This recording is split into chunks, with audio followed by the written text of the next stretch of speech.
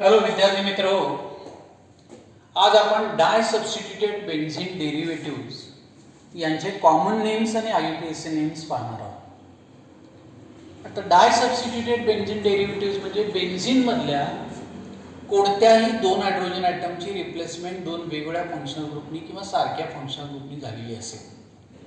आता हे जर पहिलं उदाहरण बघितलं, याच्यामध्ये ॲडजस्टंट कार्बन ॲटम्सला दोन Cl ॲटम जोडले, म्हणजे दोन H+ आयनची रिप्लेसमेंट Cl+ आयननी याच्यामध्ये झालेली.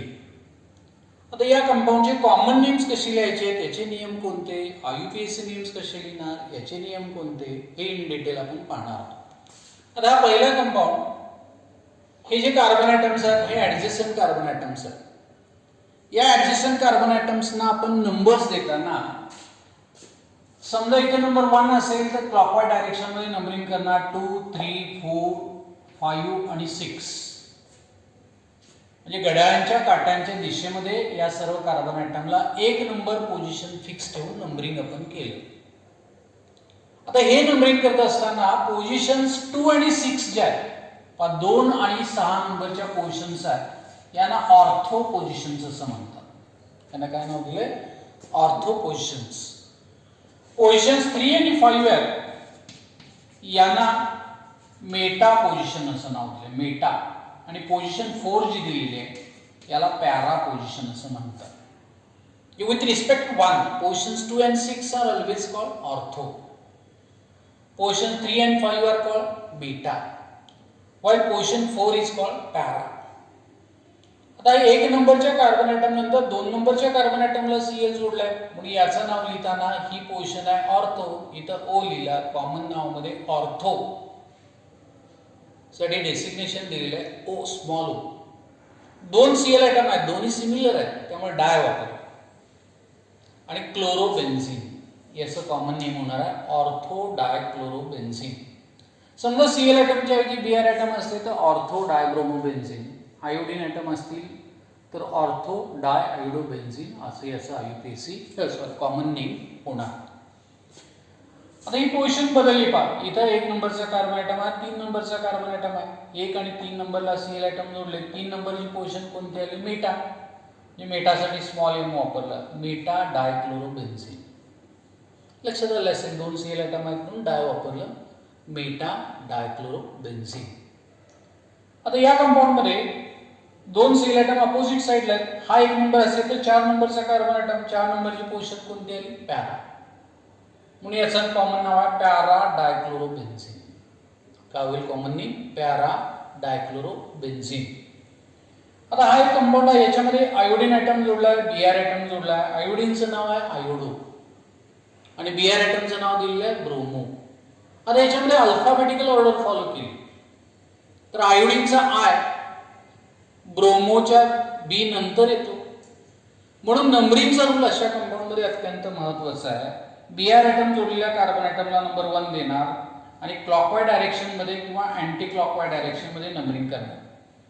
तर Br जोडलेल्या कार्बन ॲटमला 1 पोझिशन आलं असेल तर 4 नंबरच्या पोझिशनला आयोडीन ॲटम जोडला, म्हणून ही जी पोझिशन आहे ती पॅरा पोझिशन आहे. याचं कॉमन नेम लिहिताना आपण पॅरा ब्रोमो आयोडो बेन्झीन लिहिणार.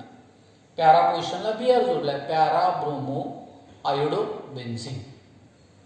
म्हणजे हे di substituted derivatives of benzene आहेत, यांचे कॉमन नेम्स कसे लिहायचे तुमच्या लक्षात आले. आता यांचेच IUPAC नेम्स लिहायचे आहेत. नियमामध्ये थोडा बदल केलाय. ऑर्थो पोझिशन्स म्हणजे कोणत्या? 2 and 6 पोझिशन. जे ऑर्थो पोझिशन असेल तर 2 पोझिशन लिहायची किंवा 6 पोझिशन लिहायची, नंबर द्यायचा. इथं स्मॉल o वापरायचा नाही IUPAC नेममध्ये. म्हणजे ऑर्थो डायक्लोरोबेन्झीनचं नाव काय होणार आहे? 1,2 डायक्लोरोबेन्झीन. 1 नंबरला Cl ॲटम जोडलाय, 2 नंबरच्या कार्बन ॲटमला Cl ॲटम जोडलाय, पोझिशन 2 आहेत, 2 असल्यामुळे डाय वापरला, क्लोरो घेतलं, 1,2 डायक्लोरोबेन्झीन. असंच मेटा आहे, पोझिशन काय होतील? 1, 2 and 3, 1 and 3 पोझिशन झाल्या, म्हणजे याचा IUPAC नेम झाला 1,3 डायक्लोरोबेन्झीन. आणि पॅरा डायक्लोरोबेन्झीन मध्ये 1 आणि 4 पोझिशन आहेत, म्हणून इथे 1,4 डायक्लोरोबेन्झीन आलं. आणि या कंपाऊंड मध्ये पॅराब्रोमो आयोडोबेन्झिन मध्ये अल्फाबेटिकल ऑर्डर मध्ये बीआर ॲटम आल्यामुळे त्याला पोझिशन 1 आली. आधी कमी पोझिशन आलेल्याचं नाव लिहायचं आयुपीएससी नाव मध्ये 1 ब्रोमो. नंतर क्लॉकवाईज डायरेक्शन मध्ये नंबरिंग केल्यानंतर 4 नंबरला पोझिशन कोणती आली? आयोडो. म्हणून 1 ब्रोमो 4 आयोडो बेन्झिन असं आयुपीएससी नेम त्या कंपाऊंडचं होऊ शकेल. म्हणजे तुम्हाला हे सिंपल एक्झाम्पल समजले डाय सबस्टिट्यूटेड डेरिव्हेटिव्ह. आता यांच्यामध्ये वेगवेगळे फंक्शन ग्रुप असणारे सुद्धा काही कंपाऊंड्स आहेत. त्यांचे आयुपीएससी नेम्स कॉमन नेम्स कसे लिहायचे आपल्याला माहीत असणं आवश्यक आहे. समजा कंपाऊंड असा दिलाय,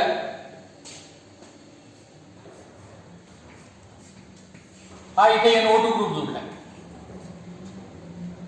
म्हणजे NO2 ग्रुप आहे आणि दुसरा ग्रुप आहे तो CH3 ग्रुप. CH3. आता NO2 ग्रुप आणि CH3 ग्रुप मध्ये प्रायोरिटी कोणत्या ग्रुपची कोणत्या ग्रुपला द्यायचं हे आपल्याला माहित असणं आवश्यक आहे. CH3 आणि NO2 मध्ये CH3 याला प्रायोरिटी आपण देणार.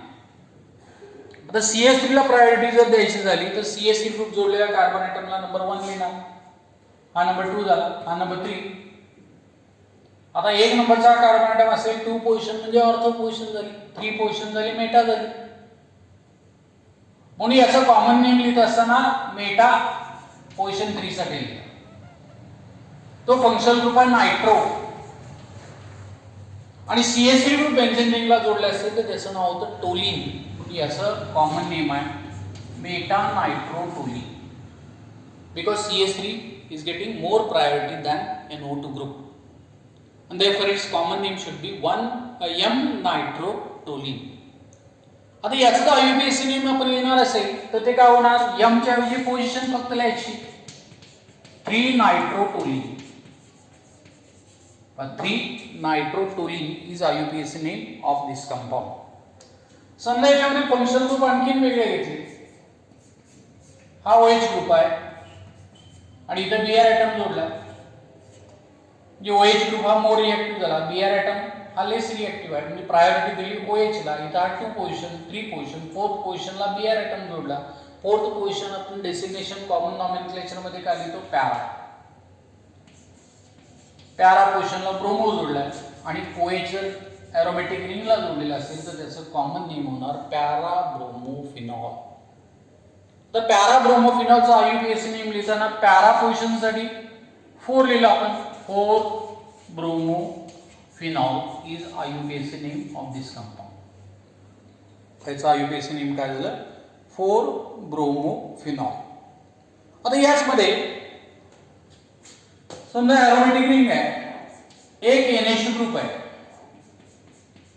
आणि कोणत्या ठिकाणी Cl ॲटम जोडलेला असेल. प्रायोरिटी माहित पाहिजे. NH2 is getting higher priority. ज्या Cl ॲटम नसेल तर याचं नाव होणार ॲनिलीन. म्हणजेच ॲनिलीन मधल्या हायड्रोजन ॲटमची रिप्लेसमेंट Cl ॲटम यामध्ये झाली. आता ॲनिलीन मधल्या NH2 ग्रुप जोडलेल्या कार्बन ॲटमला नंबर 1 लिहिणार. हा नंबर 2 झाला, हा नंबर 3. जे 3rd पोझिशन ही मेटा पोझिशन. जे मेटा पोझिशनचं नाव लिहिताना M लिहिणार. मेटाला काय जोडलाय? Chloro.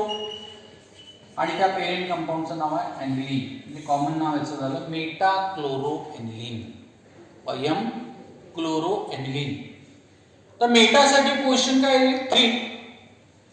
The IUPAC name of this compound is 3-chloroaniline. म्हणजे दोन्ही मध्ये फरक लक्षात येतो पहा. कॉमन नेम आणि IUPAC name. 3-chloroaniline is IUPAC name of this compound. So these are the di-substituted derivatives of benzene की ज्यांचे कॉमन नेम्स कसे लिहायचे लक्षात आले आणि IUPAC नेम्स कसे लिहायचे हे लक्षात आले. समजा वेगळे फंक्शनल ग्रुप्स असतील तर त्याची प्रायोरिटी लिस्ट आपल्याला माहित असणं आवश्यक आहे. टेक्स्टबुक मध्ये असे एक्झाम्पल्स दिले डायसबस्टिट्यूटेड डेरिव्हेटिव्हज ऑफ बेन्झीन. त्यांचे कॉमन आणि IUPAC नेम्स तुम्ही लिहिण्याचा प्रयत्न करा. तर डायसबस्टिट्यूटेड डेरिव्हेटिव्हज ऑफ बेन्झीन यानंतर try substituted derivatives of benzene आपण पाहायचे. पण ट्राय म्हणजे 3. म्हणजे बेन्झीन मध्ये 3 हायड्रोजन ॲटमची रिप्लेसमेंट 3 सिमिलर किंवा डिफरंट फंक्शनल ग्रुप्सनी झालेली असेल असे जे कंपाऊंड्स आहेत ते try substituted derivatives of benzene आहेत.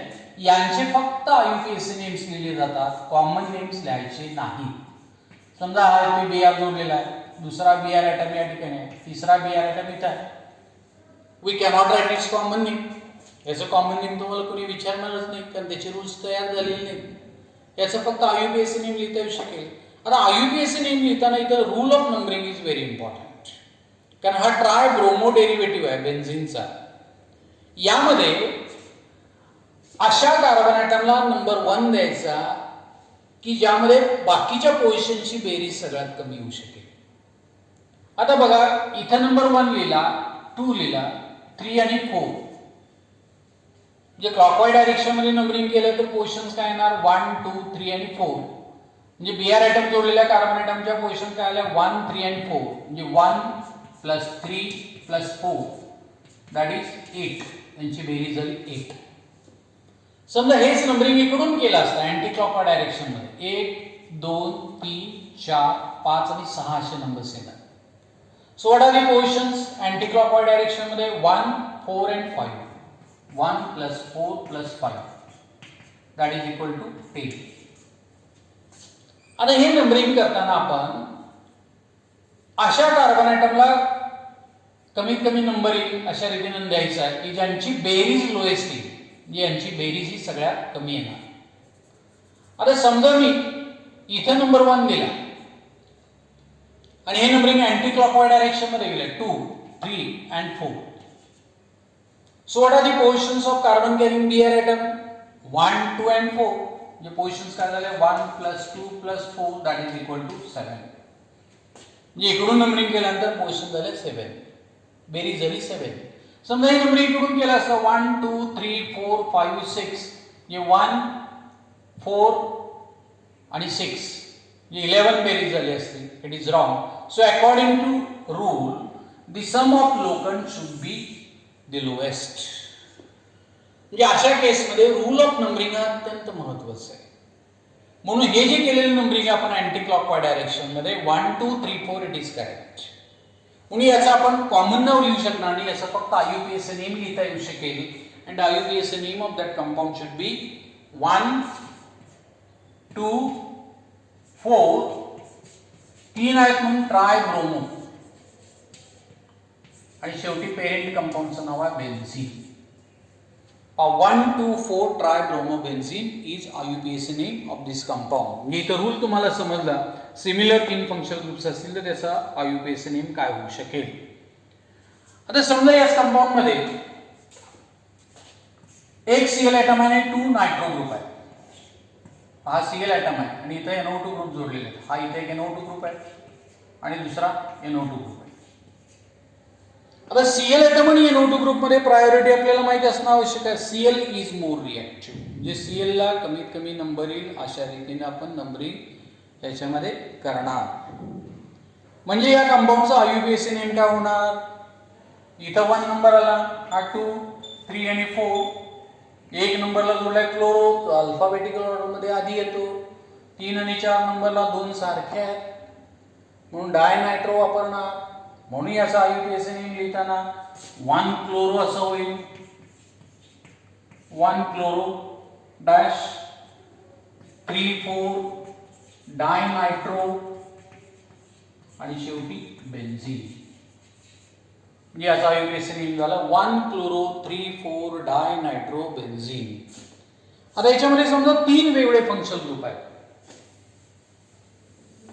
तर त्यांच्यामध्ये प्रायोरिटी लिस्ट माहिती असणं आवश्यक आहे. तशाही कंपाऊंडचा IUPAC नेम आपण लिहू शकतो. समजा एक NO2 आहे, दुसरा Cl आहे, तिसरा CH3 आहे. हा NO2 जोडलाय, इथं Cl आहे आणि या ठिकाणी CH3 जोडला.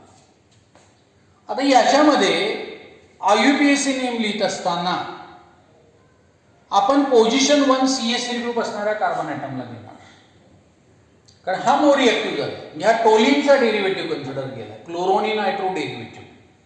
अँटी क्लॉकवाईज डायरेक्शन मध्ये नंबरिंग केलं इथं 2, 3 आणि 4. ज्या टोलिनचा डेरिव्हेटिव्ह आहे 2 क्लोरो 4 नायट्रो 1 मिथाइल आहे. तो टोलिनचा डेरिव्हेटिव्ह असल्यामुळे याचा IUPAC नेम लिहिताना आपण अल्फाबेटिकल ऑर्डर फॉलो करणार. त्या अल्फाबेटिकल ऑर्डरमध्ये क्लोरोचा C आधी आला, त्यानंतर मिथाइलचा M येतो आणि त्यानंतर नायट्रोचा N येतो. म्हणून अल्फाबेटिकल ऑर्डरमध्ये विथ पोझिशन त्याचं नाव लिहायचं आहे. म्हणजे ते नाव लिहिताना काय होणार, आधी 2 क्लोरो येईल, 2 क्लोरो, नंतर 1 मिथाईल, कारण सी नंतर एम आला, आणि 4 nitro, 4 nitro benzene. The IUPAC name of this compound is 2 chloro 1 methyl 4 nitro benzene. समजा याच्यामध्येच फंक्शन ग्रुप भिन्न आहेत. समजा एक फंक्शन ग्रुप दिला आहे इथरचा OCH3, याचं नाव आहे methoxy. This group is methoxy. या ठिकाणी Cl ॲटम जोडले आणि इथं CH3 असेल. आता याच्यामध्ये पोझिशन कोणत्या कार्बन ॲटमला नंबर 1 देणार ते सगळ्यात महत्वाचं आहे. आता पोझिशन 1 येणार ती OCH3 ला येणार, कारण तो मोर रिएक्टिव्ह ग्रुप आहे. हा ॲनिसोलचा क्लोरो आणि मिथाइल डेरिव्हेटिव्ह कन्सिडर केला. इथं पोझिशन 1 आली तरी आहे, इथं 2 आली, 3 आणि 4. 2 नंबरला क्लोरो जोडलाय, 4 नंबरला मिथाइल जोडलाय आणि शेवटी ॲनिसोल लिहिणार. म्हणजे याचा IUPAC नेम लिहिताना क्लोरोचा C मिथाइलची एमच्या आधी येतो, म्हणून क्लोरोची पोझिशन आणि त्याचं नाव आधी लिहिलं आपण 2 क्लोरो, पण नंतर 4 मिथाइल आणि शेवटी येणार ॲनिसोल. कारण तो मिक्स प्रकारचा इथर आहे, एक फिनाइल ग्रुप असणारा आणि दुसरा CH3 ग्रुप असणारा, म्हणून 2 chloro 4 methyl anisole is the IUPAC name of compound. So these are the IUPAC names of tri-substituted benzene derivatives. हे तुम्हाला समजण्यासाठी टेक्स्टबुक मध्ये आणखीन काही एक्झाम्पल दिले, ते एक्झाम्पल सॉल्व्ह करायचे आहे. ट्राय सबस्टिट्यूटेड डेरिव्हेटिव्ह जर असतील फक्त IUPAC नेम्स लिहायचे आहेत, त्यांचे कॉमन नेम्स लिहिण्याची गरज नाही. या ठिकाणी di substituted derivative of benzene, tri substituted derivative of benzene, यापैकी डाय सबस्टिट्यूटेडचे कॉमन आणि IUPAC नेम्स आपण बघितले. फंक्शन ग्रुप चेंज करून प्रायोरिटी लक्षात ठेवून आपण त्याचे कॉमन नेम्स लिहायचे आहेत आणि तसेच ट्राय सबस्टिट्यूटेड डेरिव्हेटिव्ह ऑफ बेन्झीनचे IUPAC नेम पाहिले. आज आपण या ठिकाणी थांबूया. धन्यवाद.